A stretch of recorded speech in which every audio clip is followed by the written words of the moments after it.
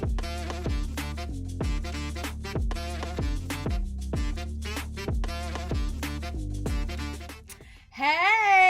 can we get a little commotion for the hair? Yes, I just got my hair done like 3 days ago and it looks so cool. Oh, I love it.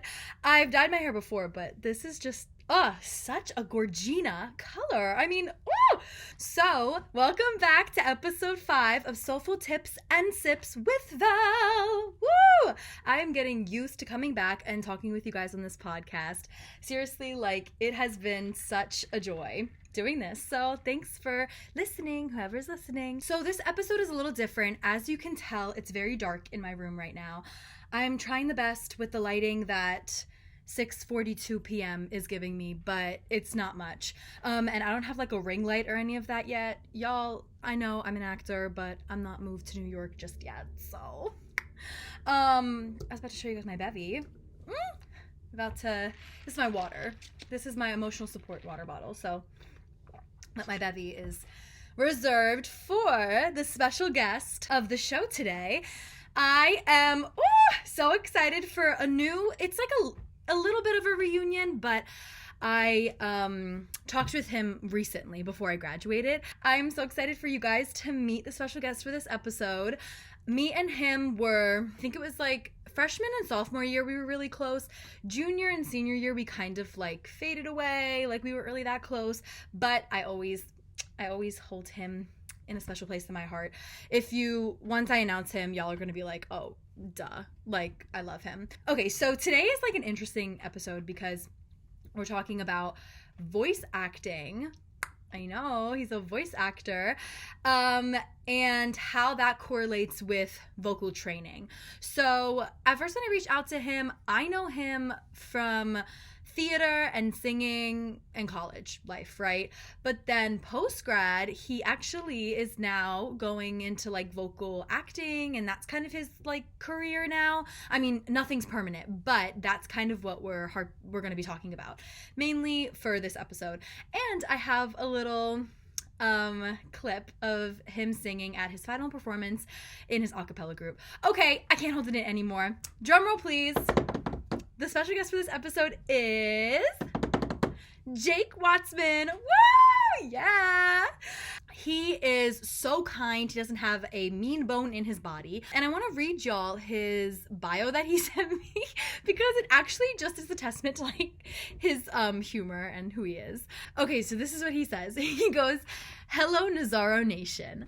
I'm Jake and I use he, him pronouns. I work as a marketing research data analyst, but on the side, I'm pursuing voice acting. And I'm also a reality TV super fan, especially with shows like Survivor and Big Brother. I'm such a fan that I actually hosted my own season of Survivor this summer for 16 of my friends." So that's all the information we're getting from Jake, apparently. But don't worry, I'm gonna squeeze more out of him. I think he was a business minor. I'm not gonna guess, I'm just gonna ask him when he comes on. Sir, without further ado, let's add our special guest to the call. So officially join me and Jake Watzman in episode 5 of Soulful Tips and Sips with Val, where we will be navigating how you can use your singing vocal training in college and just throughout your life, and that can actually be beneficial for a career in voice acting. Who would have thought? Let's add him to the call.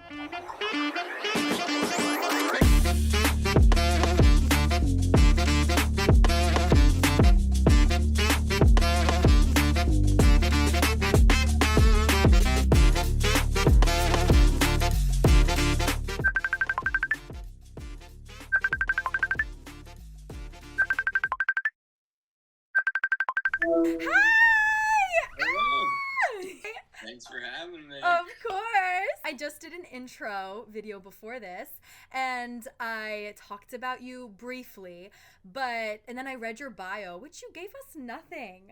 In the bio is very mysterious. Oh, I saved for the interview. What's your bev? I got some rosé here. My mom was like, "You don't do that drink."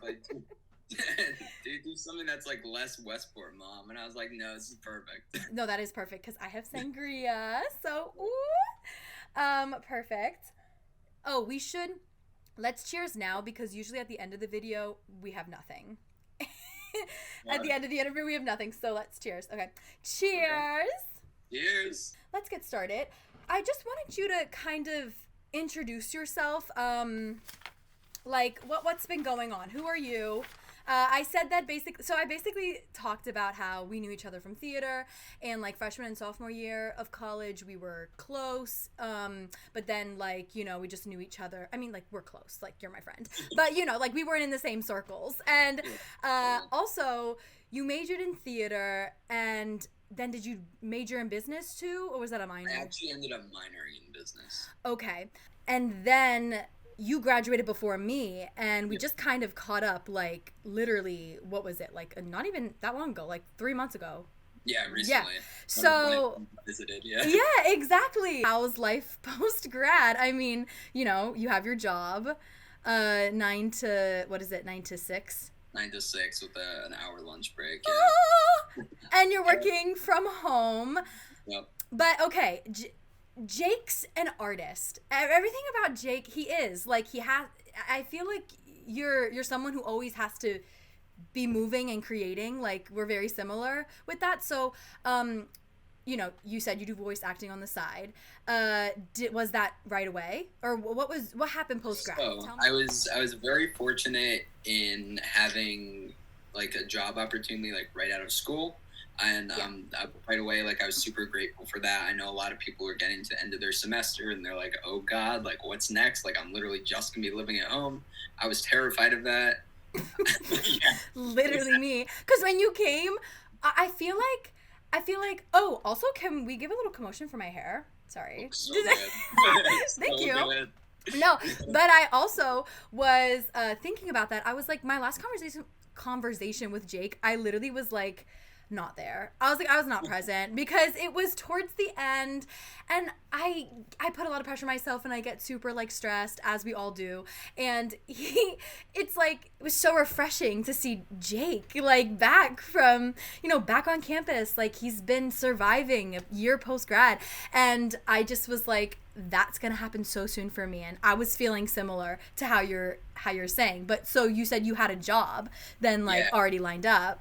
So I was fortunate the summer before. I'd actually done an internship for this company, and at the end of that internship, they'd been like, "We're probably gonna like reach out to you probably like around the end of your senior year." So I was like, "Okay, great. I'm gonna like put this away for now. I'm gonna try to enjoy the rest of my senior year. Probably not gonna have to think about this for a bit." Yeah. So you knew you were gonna take that job. I actually like didn't know if they were actually even gonna reach out to me at first. Oh, because okay. They were kind of like, we're gonna reach out to you, and I thought it was gonna be like May or something, or like April, like when they're like, oh, like, this is what we were thinking, and then literally I think it was like November, like they were like, they sent me an email and they're like, oh, like, we're gonna offer you a job, and I was like, okay, awesome. Yeah. I don't have to worry. I can actually just like enjoy the rest of my senior year and like have something on the other side. It was such a burden off my shoulders. Yeah, good for you. Honestly, like, congratulations. I mean, we'll talk more about your job and like what you like and all stuff, but yeah. So then, so at first, you continue. So at first, like, were you just like, this is my job, and you like, how was your artistic creative journey right when you were thrown into this 9 to 6, 9 to 5 job? Like, were you even thinking about creating or balancing a life as an artist? That is a great question. I think the introduction of a 9 to 6 job 5 days a week in my life was like such like a big change. I cannot imagine that. I mean, like, not to cut you off, but when I took a year off over COVID, I had to work like the school day, and then I would go and like nanny. That was like hell for me. Like, I remember that just being like working constantly, and then like I had an oasis at home, obviously, when I would like do covers and sing, but I didn't feel like I was like, I don't know. I felt lost. I'm sure that's what you're gonna get to, maybe. I don't know. Yeah. So I think when it like first began, it was like such a big change. Like I don't think we think about it a lot, but like the last time we really had that kind of schedule in our lives was like maybe like high school. That kind of like continuous, like class after class after class, then like lunch and then more classes and stuff like that, where it's kind of like a full day kind of thing. Definitely. Mm-hmm. College doesn't have that. Like, so you become used to this thing where you're like, okay, I have one class in the morning, one class in the afternoon, I have plenty of space in between. Mm-hmm. I've really become accustomed to that. So going back into something where I was staring at a computer basically for like 8 hours straight. Oh my God, I can't imagine. So did you even know that it was going to be virtual, or? I assumed it was going to be like a hybrid thing where I would like come into the office a couple times a week because we're New York based. That's where our office is. So I was like, it's gonna be tough. Like I've done the commute before. It's not super long, but it definitely wears down on you if you're doing it like every day. You're in Connecticut, right? Yeah, I'm in Connecticut, right? So I was like, I'll probably like go in like 2 times a week or something, and then I started like getting to know like my team. I'm on like the survey team, which we'll probably talk about later. And I was like, oh, you're in North Carolina, you're in California, like we're so many, probably not going to be meeting in the office very much. So I kind of came to the realization that I could go into the office a couple times a week, but my team's not going to be there. Yeah, it would have been like just people you. People on work, like there are other teams of people that are going to be there, but there's nothing for us to connect on because we're not doing the same thing. Like these are people that are doing like cold calls and stuff like that. Like I'm not doing that. So what are you doing? Like, right. Yeah. So I have no idea. Literally no idea. My official title is market research analyst. That is so fancy. When I was telling my friends, I was telling my friend Ashley that I was interviewing you, and I like told her your job position, and she was like, "Wow, how are you gonna like relate that to your podcast?" And I was like, "Oh no, he's like a theater guy. Like we'll talk about balance and whatever." But I was like, "I don't know anything about that." Like the gist of what I do is I like program surveys and I like organize like data spreadsheets. That's kind of the gist of what I do. Oh, okay. So lots of Excel stuff. Yeah. I mean, I couldn't do it, so. Then that gets me into so did you always want to do voice acting, or was that something that you just considered after post-grad and you were like, hey, listen, you know, that's something I can do virtually right here from my house, which also have lots of questions about that too. Like, what was your, okay, so just one question. Like, what was your first gig? Let's talk about that. In high school, actually. High school? I had a friend that was involved with like this big like YouTube organization that makes like videos for teenagers, like to help them like navigate through problems and things like that. Okay. I'll send that over to you later. But yeah. Send that to me. I'll play it. There was this one about like online like bullying and things like that.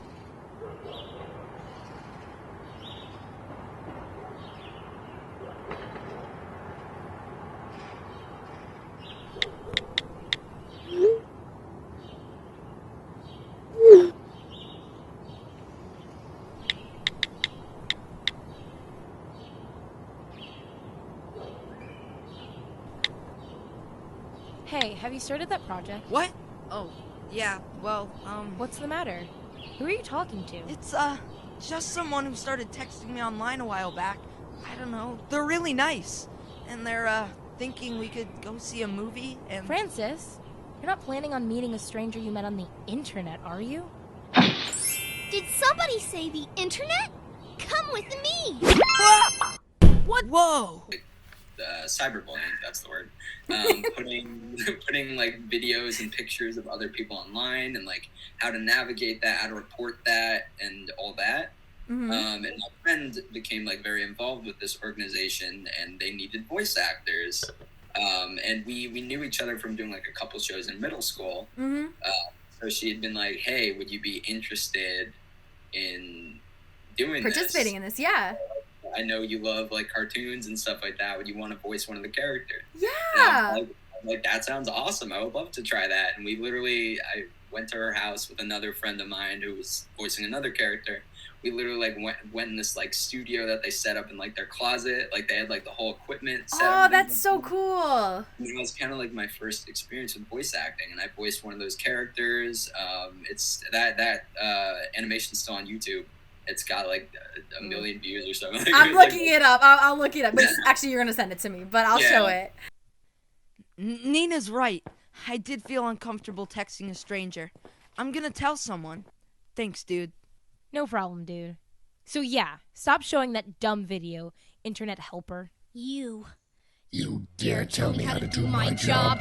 go against what I said? You like the internet that much? How's about I upload that old photo of yours online if you love it so much?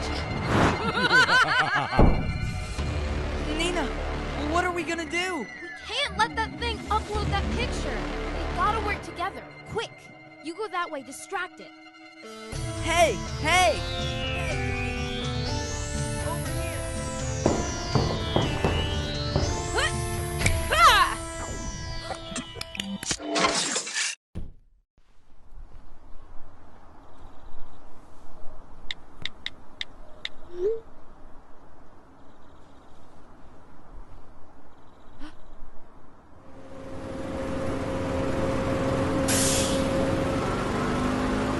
That was kind of my first experience like with the voice acting thing. I'd always been into like cartoons and video games and things like that, so I think as an interest it kind of came naturally to me, because I'm like, oh, I want to do like the things I've been watching and playing like all my life.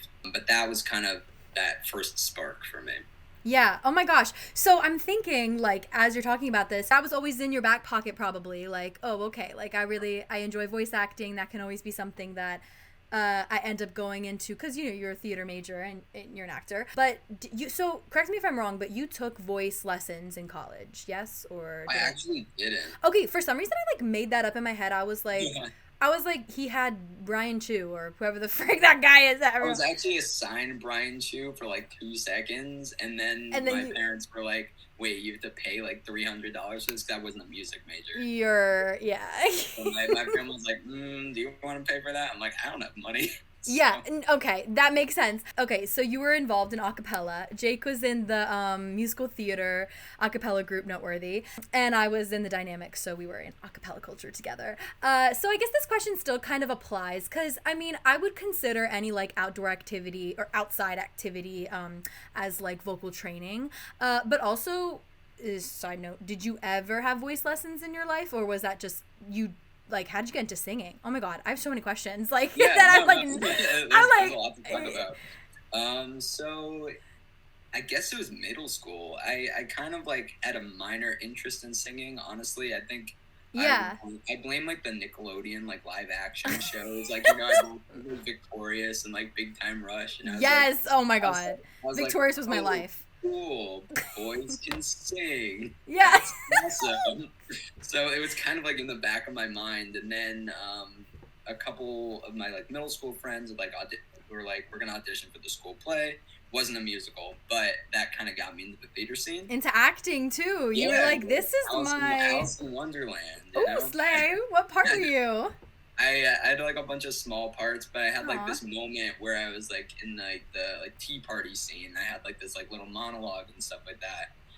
And like people went up to me like at the end of the show, and they're like, I really liked your part. That was like really memorable to me. That's gonna stick with me. And I was like, oh, I can do this. Yeah, like how heartwarming is that? I was always kind of like I was that kind of like nerdy little shy. Smart kid that like people like ask for like, homework answers and things like that. So suddenly I had this outlet to be like, oh, I can like I can be a star. I can like do something like I can't stress enough like how much theater has like done for me as a person, like over anything else. Like I have become like so much more out of my shell, I guess is the right word. Mm-hmm.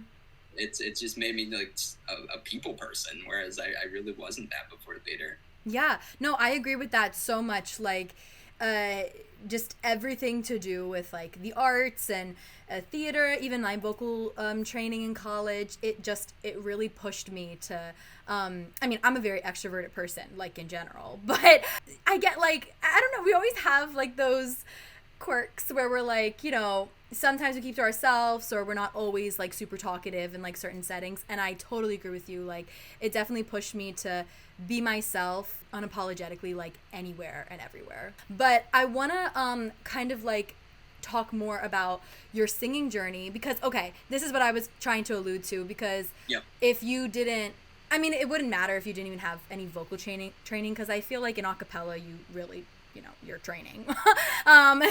But so I'm thinking of things like relaxing your jaw, or like, you know, shaping certain words and stuff. Like, those are the things that come to the top of my head when I think voice training in correlation with voice acting. Is that something that you would agree with, or like, is that something you ever even thought about when making that transition, or were you like, I didn't really think about it that much? I mean, I don't know. I feel like it definitely is something that comes up. I can talk to that a little bit. Yeah. So throughout middle school and high school, I did musicals. I did a good amount, to be honest. Like high school, sometimes I did like 2 a year. So I was doing like a lot of musicals, and I also did choir in high school. So I did like a little bit of voice lessons on the side, because basically everyone that was like involved, especially at the high school level, was like, I'm taking dance classes, I'm taking singing classes. I was part of a very, very competitive theater department. Yeah. In my high school. Oh, you were? Oh. So everybody was like always doing all the steps to be like the very top they could be. And while it didn't like super pay off for me, I never had any like particularly like big roles in high school. I was still getting that training throughout. So I took dance classes. I took some voice lessons here and there. So I had like a foundation. Choir definitely taught me a ton, especially in terms of like ensemble singing. I learned a lot about being able to blend and being able to like sound out vowels and shape my throat and mouth and all that.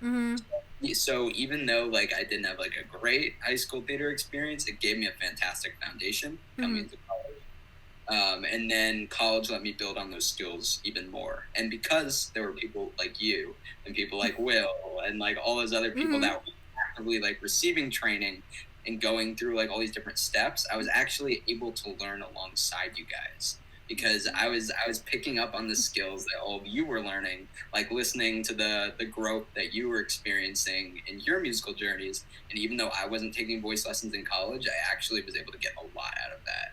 And I think part of that also comes from the fact that I played piano when I was younger. Oh, so you did? Awesome. So I actually had like kind of that like musical background even before I was singing. Yeah. Which I helped me a lot with like pitch, identification, like rhythm, all that kind of thing. Yeah, that's what I'm referring to, like exactly that. And like breath control like the technique that comes with that, because I mean, I trip over my words all the time. I can't even imagine like what's a gig post-grad that you remember that was maybe like the most challenging for you, or just any gig that you've had that you had to incorporate, like you had to really keep in mind, okay, like this is, you know, I have to, you know, breathe a certain way here. Like, did you have to do accents? I mean, tell me a little bit about that. So for starters, I have asthma.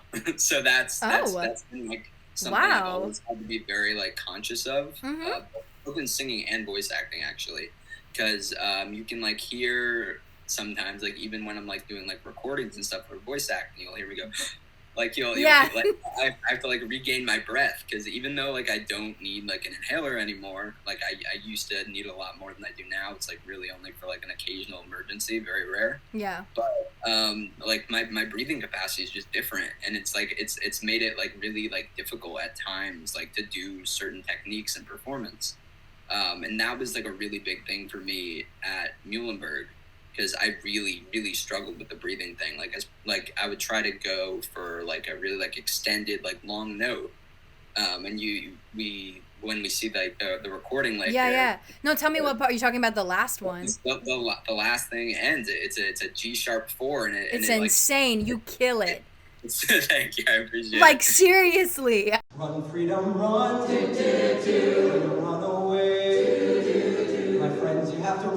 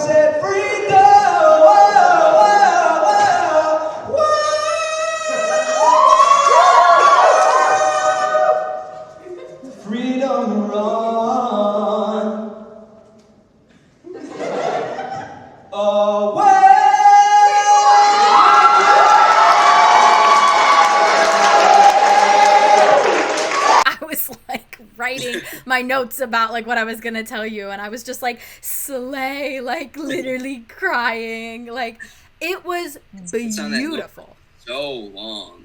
That's what I mean. Like exactly, like the growth. So and the first couple of times I did it, I was literally like, yes. I'd finish it. I'm like, am I gonna pass out? Like for real, it feels like that sometimes. You just got dark on me. I think one of my You're in the dark. That's hilarious. It's okay. I mean, it's fine. You don't have to move. I mean, I can still see you, but yeah, this will be a little better.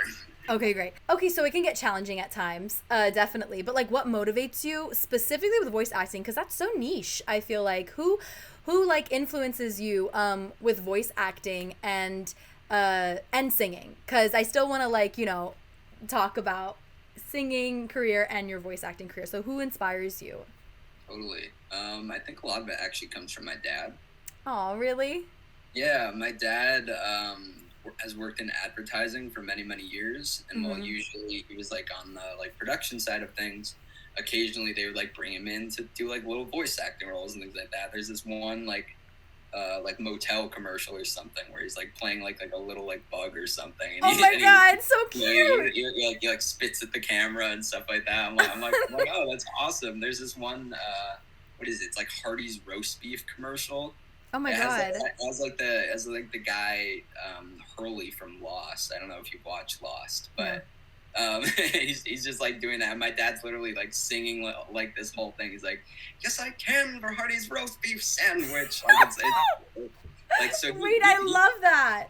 It's so funny. He's done like a lot of stuff like that. And like growing up, he's always loved doing like character impersonations. He's really good at like the Simpsons characters, the Family Guy characters. Like, so I think I grew up in a household where that was like really encouraged. And like to be fully honest, like there's a lot of like physicality that comes into like the normal elements of theater that have always kind of stressed me out.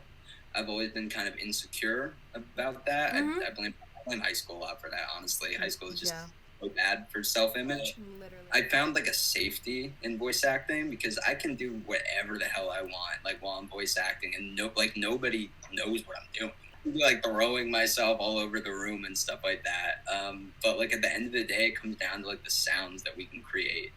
Like I thought that was really cool. I was like, this like let engage in the arts without having to be worried about like people like making sure I look right for the part, or like exactly. That's so true. It's completely removed from the equation, which I thought was really cool. That makes me curious, like, because you're talking about, okay, you could do anything. Like, where do you record? Like, where have you recorded your voice acting gigs? So when I'm just kind of doing casual things, I often just do it in my room. Okay. There are like little techniques and stuff like that where you kind of build like barriers around you. You can like put a blanket over you. There's like a lot of different things that you can do to kind of control the sound. Cool. If I'm like doing something that's like actually gonna go somewhere, like I think the closet's kind of the move. It's like a much more closed space. Yeah. It's actually a lot easier than a lot of people think to kind of set up like a home studio. You really just need like a basic mic, and you can totally make it work. Oh, that's so cool. What does like a script look like? Is it different than a theater one? Like, are there specific stage or instructions that, I don't know, like what does a voice acting script look like versus a regular theater one? Oh, that's actually super interesting because a lot of like the official like voice acting like audition scripts and things like that, like you won't even like have like a full script or anything a lot of the time. Oh yeah, okay. You'll more have kind of like prompts and things like that are like cueing like your own lines, like this is what you're feeling in this moment, and like here's what you're saying. Like you don't necessarily have like the full picture, so you often like won't really know that until it all comes together.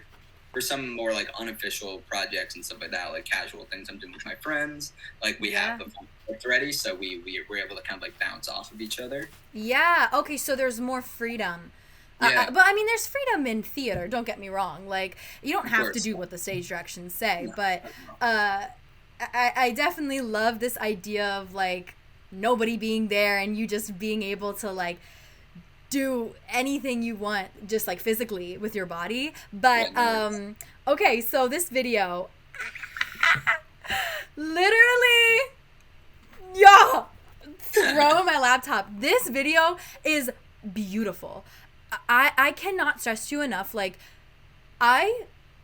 knowing you as like a friend, as a person, as an artist, all of the things, seeing your growth from freshman year to senior year, you were talking about it like a little bit there, about how it literally took so long for you to, it takes a journey for you to like know placement and hit that high note at the end, but everything, it wasn't just your belting and you figuring out your mixed belt. It was your confidence, the shape of your voice. It's so full and like mature, but then you also like have that sweet spot. Let's watch just from the beginning here. Run, freedom, run, run away.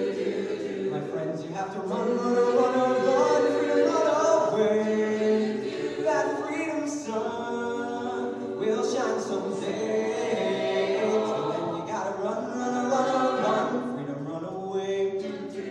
Right when you start singing, it's like, oh, okay, damn, like he can sing, like right when you start singing.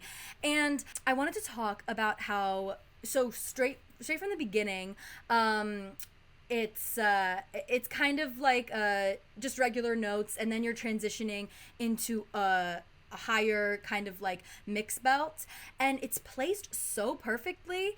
I wanted to talk about the difference between getting anxious when anticipating like a higher big belt towards the end versus like those little flips like easily when you go, which happens all the time in musical theater, like you're always kind of throwing the note or you're going up there and down, like, you know, switching a lot. What was your journey like vocally when figuring that out? And do you get nervous singing those kind of higher notes when you flip during a song versus do you get more nervous actually hitting the higher note? The big thing for me when getting this like senior song together, I know for a lot of people, like they want this kind of like emotional, like big like send off and stuff like that, which is totally understandable. It's like the end of their like journey, like with this group and stuff like that. They want to end it on this like big dramatic note.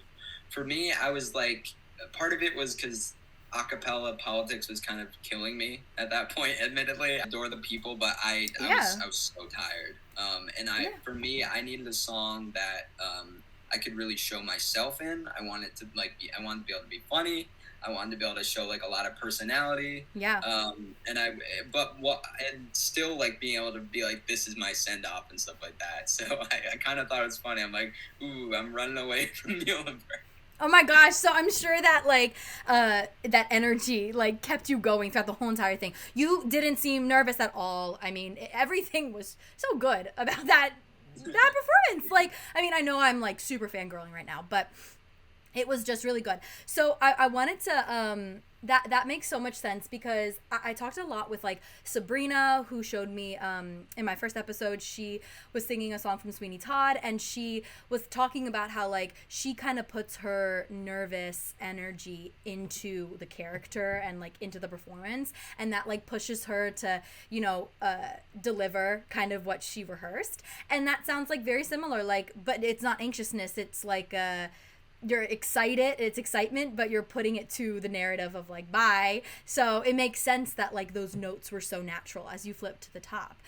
I have this other part that I just adore. I love how you okay, I want to show it first. So before I talk about it, let's watch it.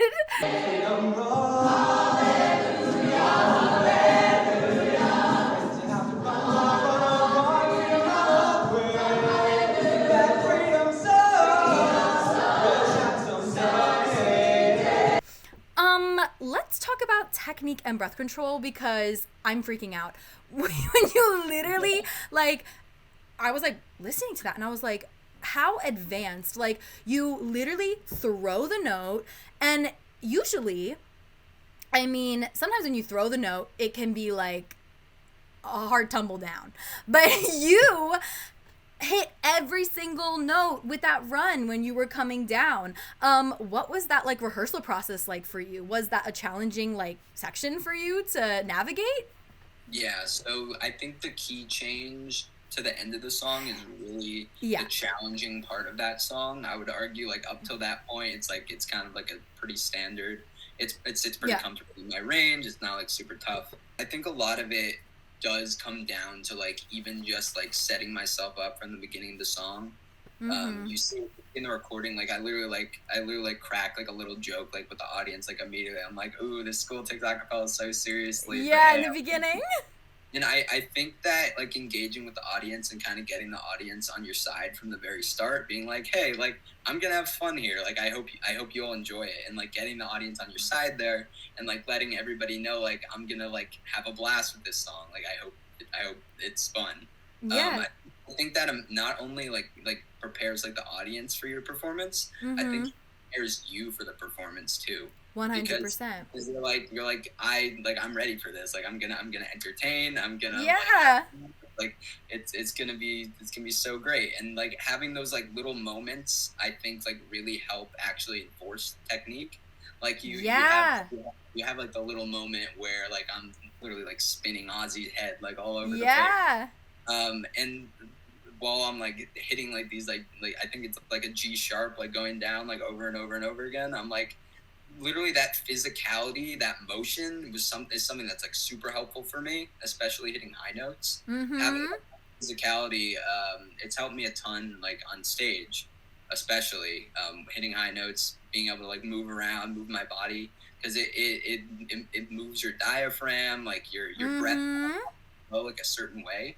So by incorporating little moments like that, I was not only able to like create like these like little funny like entertaining moments, I was also able to help my body like perform those notes at the same time. So it kind of hit two birds with one stone. Yes, exactly. You don't even, oh my gosh, you don't even have to like have my questions right now, because that's exactly what I was gonna hone in on. Because like you said, you don't have to feel any pressure when you're in the booth and you're doing voice acting stuff. You can be, you know, as physical as you want, use your body. And I am all for using your body. Well, you need to. People think, well, that's the thing, like people, when I grew up and just in general, I think that sometimes it's like, well, here's my voice and like this is my body, and like my body will engage when it has to. But really, like a lot of my students sometimes sing like they're a floating head. And I'm like, if you use your body to help you like hit these notes and just like literally like ride the wave when hitting these notes, it helps so much.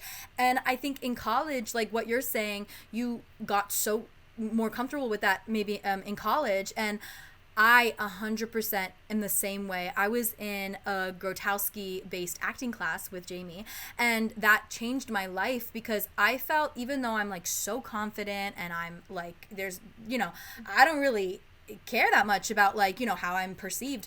But when I was put in that class, that was put to the test because I was like, oh shit, maybe I do. Then it started affecting like my singing, and I felt more free. It helps so much. And I'm going to play the part that you were talking about with Ozzy right now. I said freedom. Whoa, whoa, whoa, That part was exactly what you said. Like that was probably the most freeing vocals I heard throughout the whole entire piece, because you were literally just, your body was doing the work for you, just like you said. Talking about the same exact thing, like your body helping you hit those notes. Let's do the finale. Let's talk about what was it you said, a G5 or a G6? Or? I think G sharp 4. G sharp 4, okay. I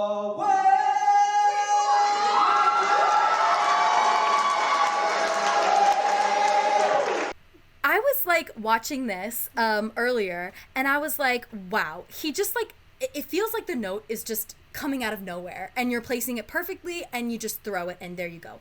But then I noticed you're literally leaning into it, like you're doing a little squat when you do it. And tell me about that. Who taught you that? Because I just I like had a video on my voice channel I think like a month ago talking about how like it looks weird, looks like I'm literally like squatting like a duck, but it helps so much. That technique I think actually came from like my high school background in music and theater. Okay. I think it was actually my choir director that kind of like made that apparent to me, because I sang tenor in choir. Mm-hmm. Sometimes there were some like very high notes that I had to hit. And I learned through that, like that there's like certain ways like I can adjust my body to make those notes easier for me. And you can see, in addition to that squat, there's also that kind of moment where like I wipe my brow. Yeah, you're like and it's like it's funny and stuff, but I'm also using that moment to kind of like engage my body for a second. I'm like, okay, I'm about to have to hit this note for 10 seconds or something. Like this is like my opportunity to take that breath, because as I mentioned, like asthma before, like it can make those hard. So I take that funny moment and I actually use it as an opportunity to prime my body and be like, okay, this is time for me to hit this note. And because I've been practicing doing that all along, at this point, my body is like used to like what it needs to do. Like it's like conditioned to be like, okay, he's doing this motion, he's doing like this movement. If you train yourself like to know like when this happens, like this is what's coming, your body becomes used to that. It's muscle memory. Yeah. So if because I was hitting that note in like the practice over and over again while I was doing these motions, when it came to actually doing it live and performing it in front of an audience, I was ready to do it. Yeah. I'm curious, how comfortable were you in your body, like transitioning to college? Because you did mention briefly, like, you know, all the politics with like look a certain way, like typecasting, all that stuff, and how you feel kind of like an oasis, like being by yourself, doing voice acting. But it sounds like, you definitely have grown and you're comfortable in your body and using that for your craft, like towards your craft. And yeah, so was that something that you're still working on, or what was that transition? Like, when did you figure out, I'm going to use my body when I sing? I mean, I know you said you learned some in high school, but tell me more about like your college experience, I guess. You can see like, if we like look back to like my freshman year when I was like singing Who I'd Be, that you can see a distinct difference between that versus me singing something like Run Freedom Run. There was kind of like a stillness to when I was singing Who I'd Be. I think I had like my hands behind my back, and I just kind of like sat there. I think there's like really this false security that we create within stillness. I think for some reason, when we're not still, we start feeling like insecure for some reason, because I think people are like looking at the way we're moving, so we're kind of we kind of feel like, okay, we have to like freeze up. But that obviously that's only working against us. So I think that was something that was important for me, my college growth. And I think musically, it kind of accompanied my acting journey, because I was very much like feeling like awkward about my physicality. A lot of that was like high school. I was like, all right, you can be cast as a little boy again, So I was like constantly battling this like insecure struggle. Like, I look way younger than I am. Like, I'm like super awkward because the people in high school made me feel like that was the truth. Yeah. And even though by the time I was in college, I was like, I'm not in the wrong here. Like, there's nothing wrong with me. It's hard to break out of that. It's not like an immediate thing that you can get rid of. Like, it is like a trauma, essentially. Working through that in the shows I did in college, through things like A War and Actor's Nightmare, that were so heavy on the physicality, I think really forced me to confront my own traumas. Yeah. And be like it's not that serious. I need to just be able to like throw myself across the stage. And I think there was a moment where it was like it's not that serious. And I think that was like the most important moment for me as an artist. Yeah. Like, being able to not take everything super seriously, like being passionate about my craft while also being able to have fun with my craft. Because at the end of it, if I'm not enjoying what I'm doing, like, there's no point of me doing it. Exactly. Oh my God. This just reminds me of in college. I think I had a similar switch, but it happened like, I would say senior year, to be honest, because I feel like I did have some of those most of those insecurities kind of like bubbling underneath the surface for me, and they would kind of they would come up when I had like a final performance or when I had something to do. And I think in a similar way, I was like, yeah, it's not that deep, but also I realized the power of like being curious constantly, and like being like, well, there is no right or wrong way to do things, which sounds so just like it's not that serious. It sounds so like duh, like, but it's not. When you're doing something and you're trying to perfect in something, like sometimes people can trick you into being like, this is what success looks like. And what Jamie told me, which really stuck with me, was we were in class one day and she was like, I think that it's great that you guys have goals and people have like, I want to be this or I want to do that. Like, that's the dream. But she was like, being present now is all that matters, because if you're chasing that dream your whole entire life, like when you get there, it's like, so that's going to define like whether you're successful or not. Like, what about the journey to get there? And I think like when she said that, it just kind of like snapped something in me. And I was like, you're so right. And I started like being more present in my body and in like acting. And I wasn't like reaching to succeed in something like a goal, or I mean, like having goals is great, but it just puts so much pressure on like the arts, like the art that I was doing. And so yeah, I think it's a similar thing. I mean, I can definitely say that Jamie was one of the professors who really, really inspired me. Do you have a professor like in college or a mentor other than your dad who you said influenced you with voice acting, but like who what advice were you given, or was there any advice that you were given in college that you took with you now post-grad when it comes to like acting and stuff? I think it was definitely a combined effort from multiple of my professors, actually. I think like, each of them kind of played like a pivotal part in my growth. I think my acting one, like acting two split, was with Jim, and then so lucky. And then Holly. Jim, I actually was super happy to have first. I was coming from a place where even though I had like been in like this departmental show and stuff like that, like I was like riding this high supposedly, I would like there were still a lot of insecurities I was struggling with and behaviors I was doing that I was not even aware of. That Jim would point out and like gently critique me and guide me through those moments. I had no idea before Jim's class that I had an insane problem with eye contact, actually.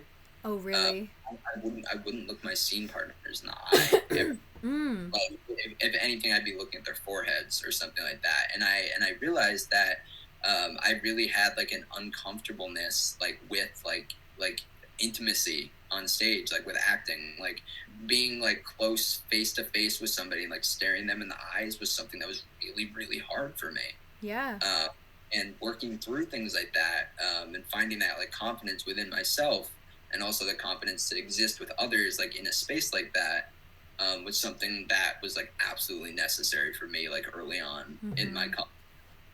And then once I had that, because Holly is such like a physical focus, she was able to take like that like foundation that I had where I had like confidence in myself to just be comfortable in the entirety of my body. So it was kind of like I primed my mind first with Jim, and then Holly helped with my physicalness. So that combination like gave me like so much more confidence in just everything I did in performance that I definitely did not have before. That's amazing. That reminds me, you were like saying two professors. I was thinking of my voice coach and then Jamie, and I was thinking of how like in singing lessons, I definitely took like what I was learning in acting class when it came to like, you know, being more free and physical. But then Trisha, she helped me make it specific and like intentional, and that helped me so much just decide like what am I trying to say, what am I doing. And I think that that's really important too. Like specificity is definitely something that I notice in a lot of the art that I consume. So you mentioned about projects that you do on the side with your friends. What's like a dream project that you've been thinking of doing, or what project are you currently working on like on the side? A lot of like the early voice acting stuff, which is kind of the stage I'm at now. Admittedly, I've done like a handful of projects here and there, but I'm still pretty in the early stages. You wanna do a lot of like skill work. You want to like really like train yourself. You want to like figure out like this like range of voices you can do and like train those voices, tone those voices, and you want to start being able to like build this like repertoire and things like that. Definitely. So I've been doing a lot of like very like low key projects. A lot of that is doing things like little comic dubs and stuff like that. Like people will take like a comic from like Avatar: The Last Airbender or something and be like, all right, I'm looking for a team to like dub over these characters and here the voices I'm looking for. And you can go into that project, like submit like for whatever characters you're looking at, and you'll hear back. And if it happens, it happens. If it doesn't, you go on to the next one. Yeah. There's a bunch of different resources that are like super accessible for everybody, that are always like looking for like casual like voice actor people that are like just getting into the industry. And looking out for those opportunities and using those as ways to like not only like build your arsenal of skills, similar to musical training where like you're taking on like all sorts of different kinds of music, like make yourself like more like diverse in your skill set. You're kind of like constantly looking for ways to like build your toolbox, and that actually is directly connected to my singing for me. some voice acting requires like musical ability. Like at the end of the day, like there's a lot of games and cartoons that have musical elements, and having that background is absolutely an advantage. That's like another tool for your toolbox. Anything you have, like, honestly helps you so much in the industry. Yeah. I think also just the fact that like we focus so much like on range and stuff like that, and having these different registers, it directly ties to voice acting. Exactly, that's what I was thinking too. It gives you like so many like different like tools to like just like try new voices. Like there's so many people that like their voice sits at like a similar range to me, but like they're not like going to this like high register, like hitting these like falsetto voices. Like, yes, I'm gonna insert that. I'm gonna insert when you did it. That's like a part of like something I've done musically. That's something I can also do like in voice acting. I have like some higher range that like most people with my like baseline voice wouldn't be able to do. Yeah. What's like the most interesting thing that you have experimented with vocally that you like were like, oh crap, I didn't think I could do that. That's really cool. Like, have you ever had a moment like that? Yeah, absolutely. There's a cartoon character that like has like a female identifying voice actress and stuff like that has, and like the character's like voice is super high. And I was like, maybe I could like try to do this voice at one point, because I was like looking at a comic that like involved this character, and like I was able to do it. Like, oh my gosh, yeah. I was able to tap into it, even though like it was pretty high. Thinking about how when you texted me, you said, I'm getting back on my voice acting grind. Was there a moment of a creative block for you when you just kind of weren't really doing much work? And how did you get out of that funk, if so? Totally. So we talked earlier about how the introduction of my post-college job was like a really big change for me. Definitely. And I experienced a ton of burnout, which was like something that was like really hard for me to address for a while. Like I'd finish those work days, I was like, I need to nap. Like I'm exhausted. Like I couldn't even imagine like trying to do some kind of creative thing. Like I had this like vision, like when I was getting ready to graduate, I was like, oh, I'm gonna work like 9 to 6. I'll audition for shows and stuff like that, where I can do like rehearsals like 7 to 10 or 7 to 11. That's like totally doable because like they're not gonna overlap at all. Yeah. And my family kept being like, oh, like here's a show opportunity, like here's something like 30 minutes away that you could like drive to and like do a couple times a week. And I kept being like, oh, like I just didn't have the energy for it. And like my creative outlets like really shrunk. And when you're coming from a place like Muhlenberg, where you have so many opportunities and outlets for creativity, it's such a big contrast. And I think your body actually like has a really hard time adjusting to that. Yeah. You're like, you basically go from like 100 to 0. And getting back to the point where I was starting to hit those creative bursts again was definitely a really important part of my post-grad journey. And like even doing like stupid things like the like little Survivor game that I like threw together. Yeah, I was gonna ask, can you go into detail, please? I was like, we're gonna hear about this. Yeah. So yeah, oh my god. So that was all your idea. I love planning stuff. So this is like interesting to me. I think it's interesting because we think like having a job like creates like so much structure for us because we have like this time, like this certain time of day where we're doing specific things, but it actually really hurts structure. Like I think we really underestimate how much structure we have in college, even like outside of classes, just because of like the way we like socialize with people. That adds so much like rigidness in our lives, if that makes sense. Because we're like, all right, I'm gonna be hanging out with this person tonight, like so I'm gonna plan around this.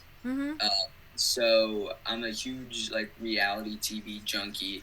Like I was low-key offended that you didn't have the circle in there. I like the circle. Okay, I was like, But okay. I love like the strategy and like psychology elements of it, you know, like the people like outsmarting each other and like coming up with these like big plans. Like that's always been like super exciting for me to watch. Even if my parents clown on it. Yeah. Like, why are you watching this trash? I was like, I could like create a game like this because there's like a lot of like online communities that like put together like online versions of these reality TV shows, like and like they get like strangers and they bring it together, they do challenges, they have prizes. I didn't really want to do it with strangers, but I was like, if I have friends that are willing to do it, I'll throw them into this.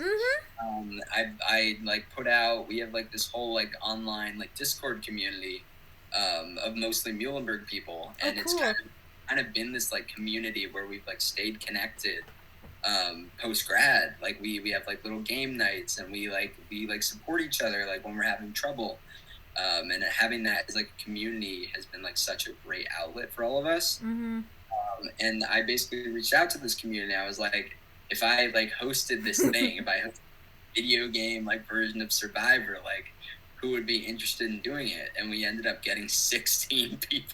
Oh my God. You probably were like, whoo!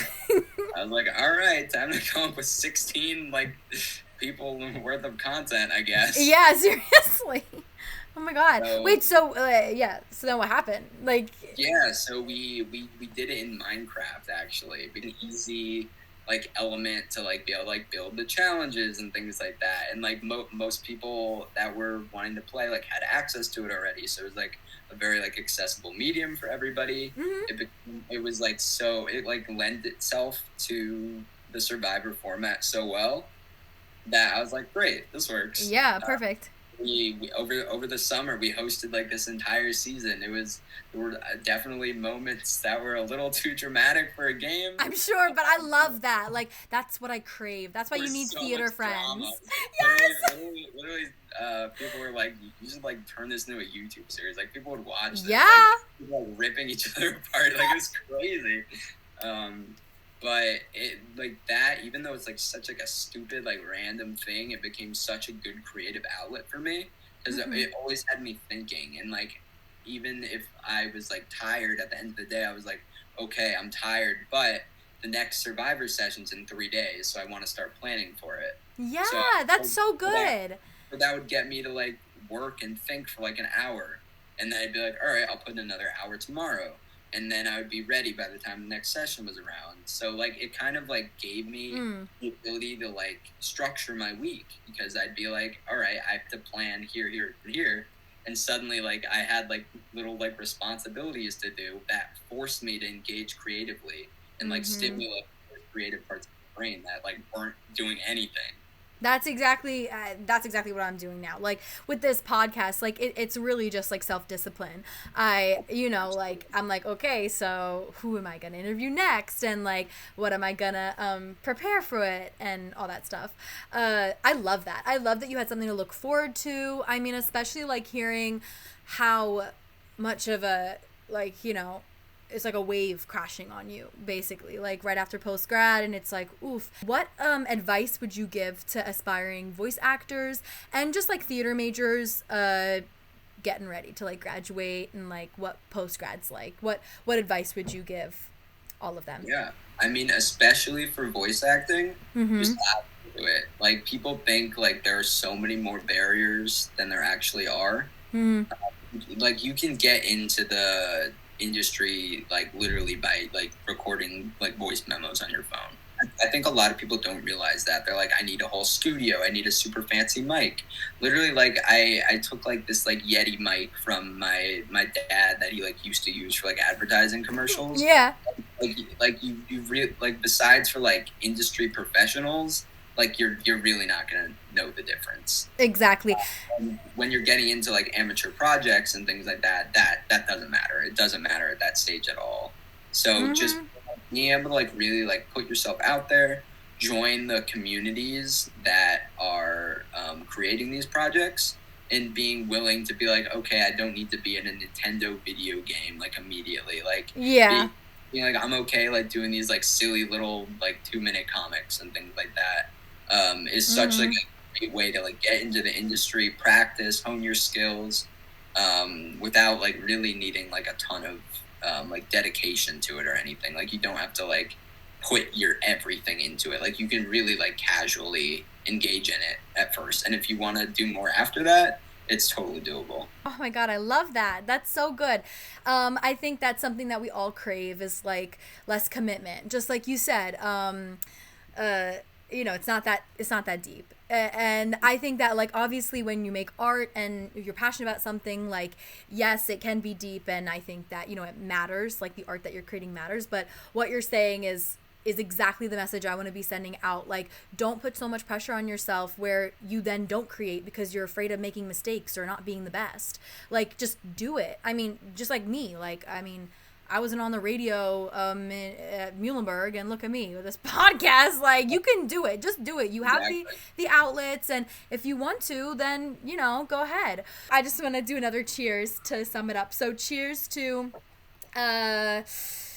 creating regardless of the capitalistic chokeholds that we all are in.